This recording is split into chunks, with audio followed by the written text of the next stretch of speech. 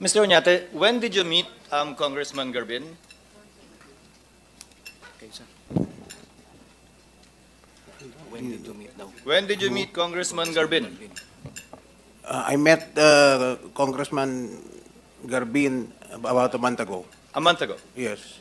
So prior to a month ago, you never thought of PI? Because he was the one spearheading it, according to him.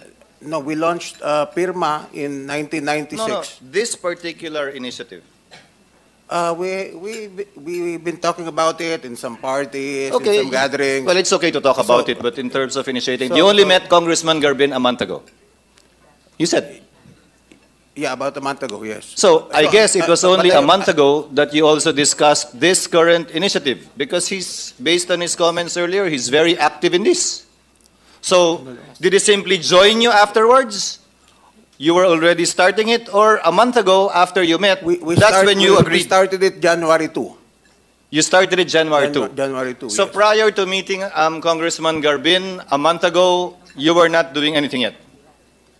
We were, but it was talking about it, and I I told them about my experience, that So- I launched it before and all that. Sino po ang naghingi ng meeting nung nag-meet kayo? Siya po nanghingi ng meeting o kayo po nanghingi ng meeting? No, this was several parties, several dinners, and some. So you met sometimes socially? I volunteered the information that I know something about People's Initiative because we tried it before. And you volunteered that information because he said he was interested in pursuing it? And then I said, we can try it again because it's been my advocacy for the past 28 years, and why not? When was this party? We can do it again. When was this party, sir, and where was the place that you met and discussed that, and then you finally... This was several parties, several... Saan po? Iba-ibang lugar eh. Ibang lugar.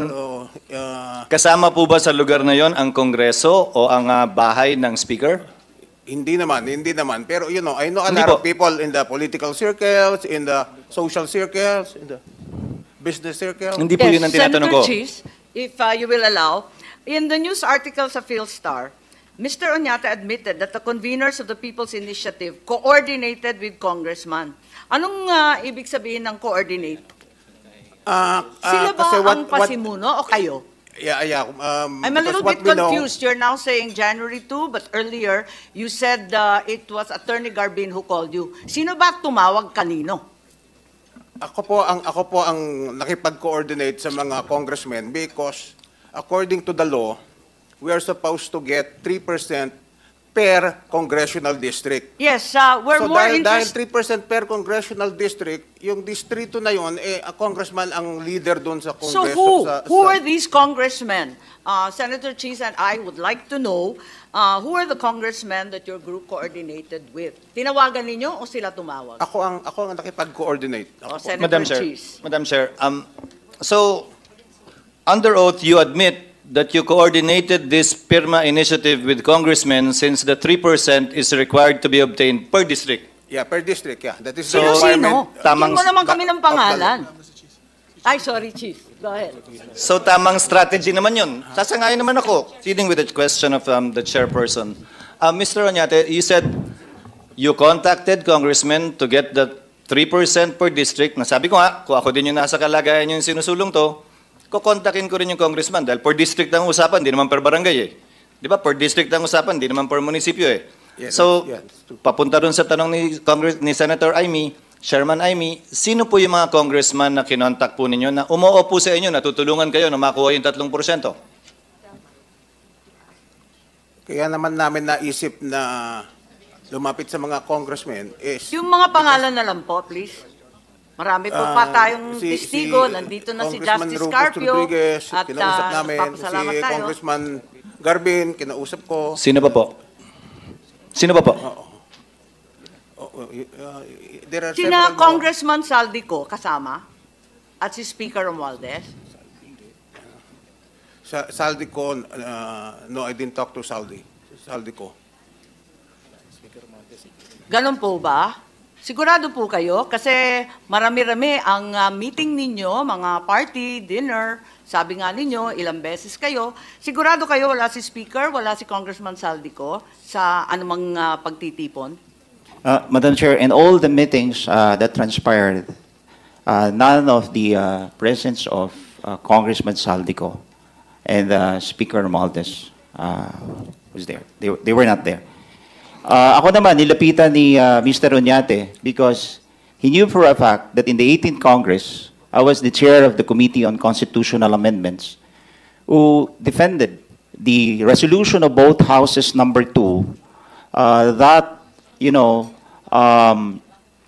passed the restrictive economic provisions of the With Constitution. due respect to Congressman Garbin, may we just recognize the chairperson because they're flashing a very important picture on screen. There we go. I think that's as big as we can get it. People's Initiative for Charter Change, staff meeting, January 8. Can you tell us who are in the picture, Mr. Oñate, please? Madam Senator. The question is who, sir? But you That said was the you time- never that had was the any time meeting. that I coordinated with the Speaker. You said you never met the Speaker, nor Mr. Saldico, our congressman. You're under oath, sir. Yes, that was the time that I met with the Speaker. Sasabi mo lang na to- hindi naman kayo nagkita eh. Sabi nyo sina Congressman Garbin lang. Yeah, because it slipped my mind. It slipped my mind, Madam Senator. That was the Okay time lang, that okay I, lang. that, that Kung I sought, nakalimutan that ninyo was the bigla, time that I sought the is help of the Speaker Speaker Martin Romualdez supporting your group? to help Is us it- in the signature campaign. Yes. Okay, so it's very clear that Speaker Martin Romualdez is supporting your group po. He is all out behind the People's Initiative. Is that correct? Yes, we coordinate with the Speaker and the Thank you very Congressman much, in and I'll, getting the give it 3% back per to- congressional district. That's correct, Madam Senator. Thank you very much for helping us along with this investigation. I'd like to turn it back to Senator Cheese. I'll wind up, Madam Chair. That was the point I wanted to establish, Madam Chair, distinguished colleagues, na maliban dun sa mga kongresistang binanggit nyo, baka kung si Speaker Romualdez nakalimutan yung banggitin, siguro mas marami pa kayong ibang nakalimutang banggitin. So, sa pagkakaalala nyo, kesa magpakita pa ho kami ng ibang litrato, sino pa pong mga kongresista ang nakausap nyo para makakuha ng pirma sa kada distrito? As I have said With the earlier, permission, Madam Chair, with the permission of Congressman Garbin, the question is being addressed to Mr. Oñate. Since he is the lead convener here and merely asked for the help of Congressman... he's not the lead convener, Madam Chair, for the record. He just said so. He I'm just said so. confused. For Pirma, but there's a different So movement. Pirma is no longer the lead convener. No. Please enlighten us. Pirma is just one of the of the movement that Di ba goes around. magkasundo kayo? Kasi iba-iba yung sinasabi ninyo, nalilito po kami eh.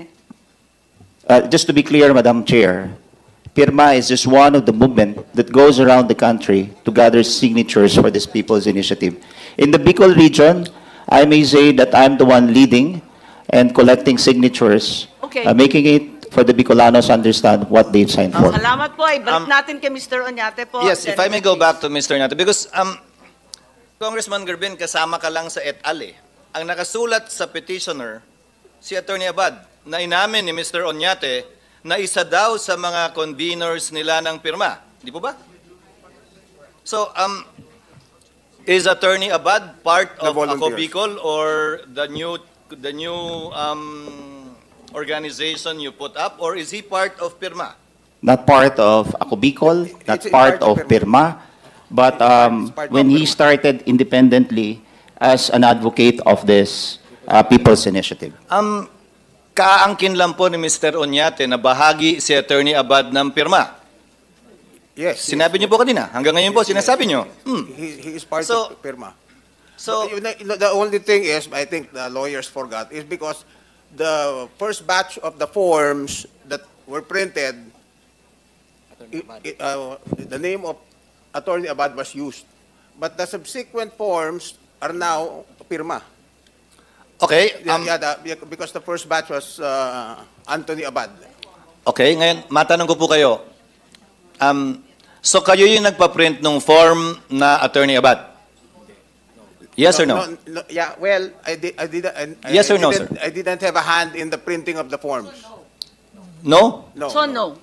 Okay. Kayo po ba yung nagpa-print ng form na may pirma na nakalagay? Wala nang Attorney Abad. Yes. Kayo po nagpa-print. Yeah, the subsequent Yes. forms that were printed, pirma na. Pirma na po. Oo. Ilan Ang po nangyari yung... lang yung mga naunang form, Anthony Abad. Sino po yung nagpa-print nun? Convener niyo po si Attorney Abad. Mga volunteers po. Mga volunteers Mga po. volunteers ang nagpa-print. Yung pirma mismo na nakalagay, kayo na nagpa-print. Oo, yung law firm. Sila. Magkano po ginastos niyo sa pagpapaprint ng form na may pirma? I don't have the exact figures right now. Let me consult with... Please ask him. Yeah, I'm sure they should know. You knew this was going to be discussed.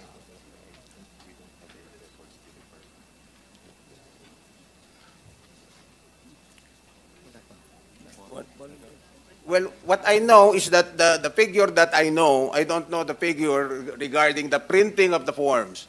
But the figure that I know is the airing of the advertisement. That's the figure that I know. Pupunta po tayo doon. The- Doon muna tayo sa... the Mas mahal po yun eh. The advertisement cost 55 million.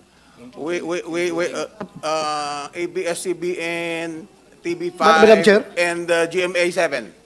Yes, if But Senator Cheese will printing, allow, I don't have the figures. So although you printed the forms with the pirma at the bottom, you have no clue how much it cost. No, This is remarkable. because it's the staff that knows. Because I don't know Okay. I don't know everything. With the permission of Senator Cheese, there's a quick manifestation from Senator Batohir. Yeah, thank you, Madam Chair. Mr. Uñate, I just would like to remind you na sana, remind lang kita, baka sunod-sunod yung pagsisinungaling mo ba? Ha? Una, alam mo, under oath ka. Tapos sinabi mo kanina, you never had a meeting with the speaker, kung sino-sino mang nasa likuran nito. Ngayon, when we show you the picture, makinig ka muna. When we show you the picture, sabi mo, it slips your mind. Kaya I'm just giving you a fair warning. Ha? Fair warning. Please, do not lie before this committee. Please, do not lie before this committee. Ha? Magpakatotoo tayo dito. No, because I was asking my lawyers sino yung pwede kong banggitin. Ang sinabi nila, si Rufus Rodriguez and Congressman Harbin. Kaya nga, But sabi mo kanina, tinanong ka ng chairman, Speaker Romualdez, and I didn't say that. hindi kasama sa meeting, pero nandiyan, may picture. In fact, if you check my interviews with the various radio stations, I mentioned to them that I went to Speaker Romualdez to seek his assistance regarding People's Initiative. Madam Chair. Thank you for that clarification. I admitted in various interviews. Madam Chair, I saw your interviews actually, Mr. Oñate, and you were very vocal and honest about the fact that you sought the Speaker's assistance. Now, may I ask, what kind of assistance did he give you? Administrative and advisory.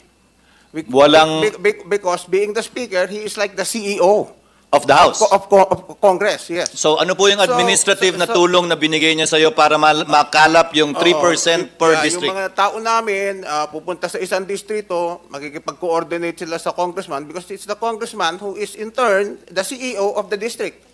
I Kasi agree with you. distrito niya yun eh. So natural lamang Kaya sinasabi ninyo, sa pupuntahan madaling namin yung sabi, congressman. So hindi talaga kaya ng pirma isa-isahin ang mga distrito. Ang nakatutok, si Speaker, inuutusan yung mga congressman. Tama? Hindi naman po. Kami po ang pumupunta sa mga Pagsasabihan ko congressman lang at si humihingi kami Attorney ng tulong sa Abisado na kanila. wag mag-coach please. Anong sabi po ninyo?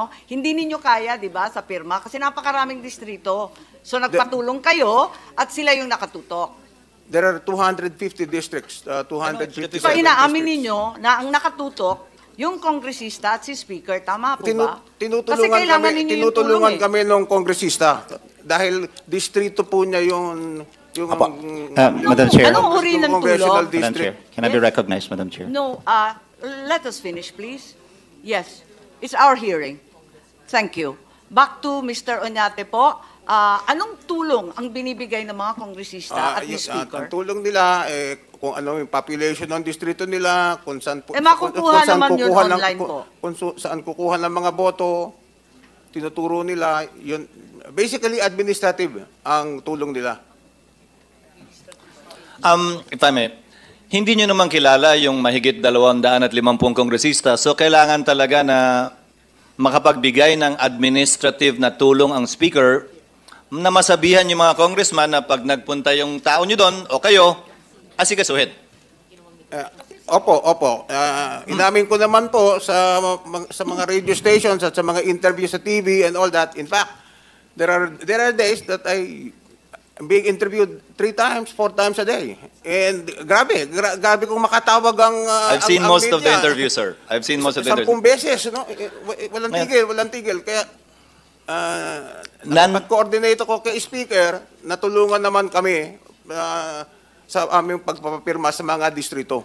Kasama po ba sa Kasi administrative? sumusunod lang po kami sa batas. Sinasabi po ng batas na 3%. pumunta kami sa congressional district at kumuha ng 3% per congressional district. Kasama po ba sa tulong yung pagsang-ayon doon sa timetable na nakita at pinalabas na rin sa media na may timetable na sa gantong petsa, dapat na-submit na, sa gantong petsa, dapat na-file nyo na, sa gantong petsa, dapat i-verify, sa gantong petsa, dapat plebisito na. Ang sinasabi ng ilang mambabatas ay June, July daw dapat ang target. Tama po ba yan? Kasama yun sa napag-usapan at ganung napagkasunduan. target, pero hindi naman absolute yung target na yon. Ako nga po, sinasabi ko, kung hindi kaya ng June, July, baka September, October. Ang tanong ko Kasi po, hindi ko rin alam eksakto kung kailan matatapos. Pero, a few months. Kaya sinabi ko din na, kasi yan din ang tanong ng mga nag-i-interview. Sabi ko, mga 2 to 3 months, because I don't have the exact timetable also. so yung pag-set po ng timetable na yon kasama o factored in na yung administrative na assistance ni Speaker at ng ilang mga mambabatas para maitalaga yung dates na ma-meet hanggat kaya. Yeah, more or less, we have a timetable, but the timetable is not on exact dates. And this timetable was agreed 2 to 3 upon, months, 2 to 3 weeks.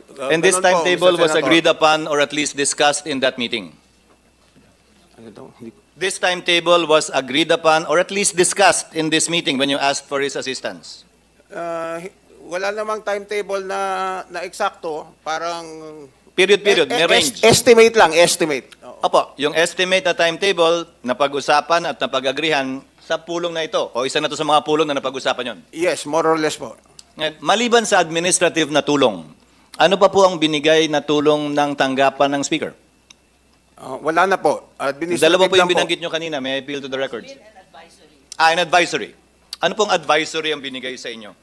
Ina-advise kami kung saan maraming mga tao na pipirma, kung saan basically ang tinuturo nila yung C&D sector ng mga voters. Bakit daw po? They tell us to concentrate on the C&D kasi sila ang nakakarami. We were told that 75 to 80% of our voters belong to the C&D market. So doon kami nagpupunta. Sino po nagsabi sa inyo? Yung mga congressmen po. Mm, Alam maliban, nila kung saan madaming mga botante.